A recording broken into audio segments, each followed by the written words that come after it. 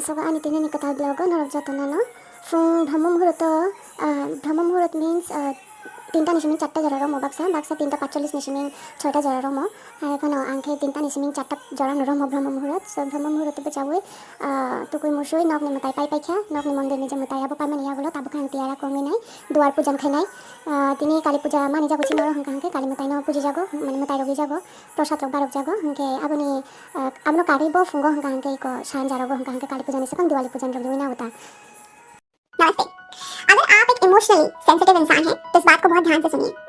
Eight times लोग आपको criticise करते हैं, पता है क्यों? क्योंकि वो आपसे डरते हैं और डर का कारण ये है कि जितने भी सेंसिटिव लोग होते हैं उनके पास इंट्यूशन की पावर होती है।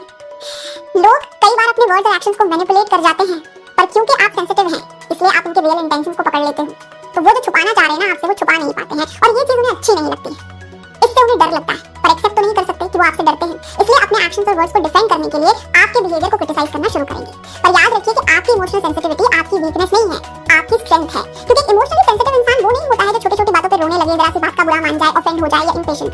एक इमोशनली सेंसिटिव इंसान वो होता है जिसके पास ना सिर्फ अपने इमोशंस के लिए बल्कि दूसरों के इमोशंस के लिए भी एब्सोल्यूट क्लैरिटी होती है, क्योंकि ऐसे लोग बहुत ज्यादा कॉन्शियस, अवेयर और ऑब्जर्वेंट होते हैं। इसलिए उनकी क्रिटिसिज्म को एब्जॉर्ब नहीं करना है, सिर्फ ऑब्जर्व करना है। Keep smiling, keep shining. नमस्ते। फालतू की गॉसिप या फालतू की बकवास में पड़ते हुए नहीं दिखाई देंगे, ठीक है, क्योंकि उन्हें पता होता है उनकी एनर्जी बहुत ही ज्यादा प्रेशियस है, उनकी एनर्जी ड्रेन होने लगती है अगर वो बहुत लोगों से बात करें या फालतू की गॉसिप्स में अपना टाइम वेस्ट करें। यहाँ तक आप ये भी देखेंगे कि अगर आप स्पिरिचुअल है तो आप फैमिली फंक्शंस, इवेंट्स, दोस्तों के साथ बाहर जाना, ये सब आपने बहुत कम कर दिया होगा, क्योंकि कहीं ना कहीं वो भी आपकी एनर्जी को डिप्लीट करती है, ड्रेन करती है। अब ये स्पिरिचुअलिटी में इसीलिए होता है क्योंकि कहीं ना कहीं हम सबको पहले तो अकेला किया जाता है और उस अकेलेपन में हमें सिखाया जाता है कि किस तरह हमें कितने लोगों को किस प्रकार और किस हद तक अपनी एनर्जी देनी है और किस तरह हमें हमारी एनर्जी को कलेक्ट करके उसको सेव करके भगवान के दिए हुए रास्ते पर लगाना है, लोगों की हेल्प करने में लगाना है, पूजा पाठ करने में अपनी एनर्जी को चैनलाइज करना है, अपना ख्याल रखने के लिए उस एनर्जी को चैनलाइज करना है। और ये स्पिरिचुअलिटी का सबसे बड़ा गिफ्ट होता है।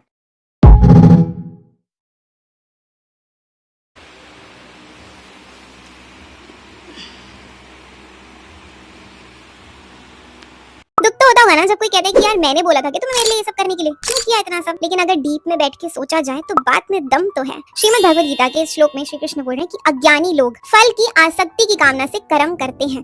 आप एक्चुअली कितना भी बोल लो कि मैंने उसके लिए सेल्फलेसली चीजें की, उसकी खुशी के लिए चीजें की, लेकिन कहीं ना कहीं मन में आप भी ये बात जानते हो कि आप एफर्ट सामने वाले के लिए इसीलिए डालते हो ताकि वो आपको कभी छोड़ के ना जाए, आपको हमेशा प्यार करता रहे और आपको इंपॉर्टेंस दे। आप जो भी एफर्ट्स डाल रहे हो एक्चुअली क्यों डाल रहे हो? अट्रैक्शन और अटैचमेंट की वजह से। एंड ये दुनिया का नियम है, जो भी आप एक्चुअली अटैचमेंट की वजह से करते हो चीजें वो आपको बाद में जाके दुख ही देती हैं। इसलिए दो छोटे से इंपॉर्टेंट लेसंस ये हैं। वन, अगर आप किसी के लिए कुछ करना चाहते हो तो ये तो उम्मीद मत लगाओ कि वो भी आपके लिए वो सब करेगा, वो कभी छोड़ के नहीं जाएगा, ब्ला ब्ला ब्ला। एंड टू, तब तक किसी से अटैच मत हो जब तक वो सामने वाला भी आपसे अटैच मत हो, क्योंकि एक तरफा प्यार का जो दुख होता है वो सहना बड़ा मुश्किल होता है। इसलिए अटैचमेंट जो हर दुख की जड़ है उसी को खत्म कर दो, किसी से अटैच मत हो। जय श्री राधे। আর পূজন মিন্স চিনি নগ্নি মন্দির নিয়ে যে দোগলাম রক্ত মানে মুখে দুয়ার যে নগ্নি তম্মানি তামহিনে নিয়ে দগা মুখে দগাতা দগরলাম নৌকানি যে দগরলাম তম্মানি আজাগাবো তুরেন রক খাজাবো তাই কো তামহিনে নিয়ে থাইচো ব্লাই রক খুমনি মালা রক আমতে রক খাচি যাগো মানে দুয়ার পূজন খাইতা দগরলাম ন মতাই দিবতা আপতে আদবা দগরলাম তেশ মতাই হাবো হংকাই নগ বিষ্ণু কাহাম হামিয়া হাবো হংকাই লাতে তো কাই সাজাবো ইয়াকো তনিকে কাহাম হাবো হামিয়া রক নগ নগ থামবাই তা যদি তং হংকাই বা হংকাই আবো কাইসা চিনি মতা মানি গাবন বাগি ন মতাই নগ মতাই দিনা নিসা কাহামকে গৃহলক্ষ্মী রক মতাই নানি তং হংকাকে দুয়ার পূজন সাকাং খাইনা আরো হংকাই আতিরাং মতাই কো।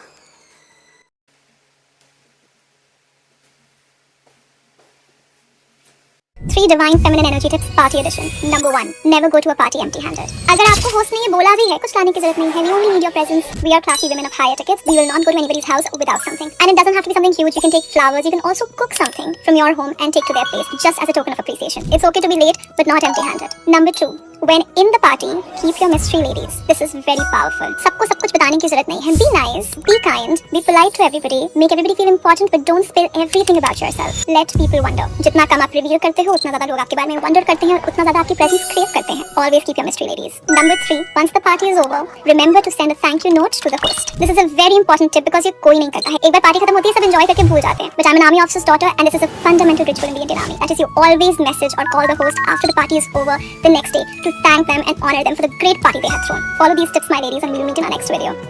Namaste.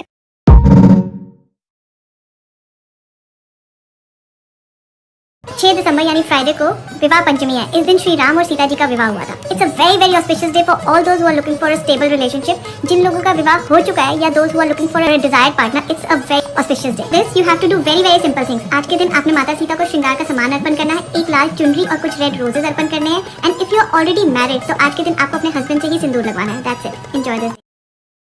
काफी लोगों को ये लगता है कि एक लड़की इरिटेट इसलिए होती है क्योंकि जब उस पर बहुत ज्यादा काम का प्रेशर होता है, बहुत ज्यादा रिस्पॉन्सिबिलिटी होती है, तो वो इरिटेट होना शुरू हो जाती है। उससे हैंडल नहीं होता वो प्रेशर, उसके नेचर में आ जाता है irritation. But actually this is wrong. आपको पता है एक लड़की एक्चुअली इरिटेट किस चीज से होती है? इलॉजिकल रीजन से, अननेसेसरी तानों से, lack of concern and understanding से, एक fake sensitivity towards her feelings, वो उसको बहुत इरिटेट करती है। जब वो इतना कुछ कर रही होती है और सामने वाले के यहाँ से कुछ भी रिस्पॉन्स नहीं आता है, उसकी एक्सपेक्टेशंस मीट नहीं होती हैं और लाख बार समझाने के बावजूद आप वही गलतियां करते रहते हो, एक्चुअली वो उसको इरिटेट करती है।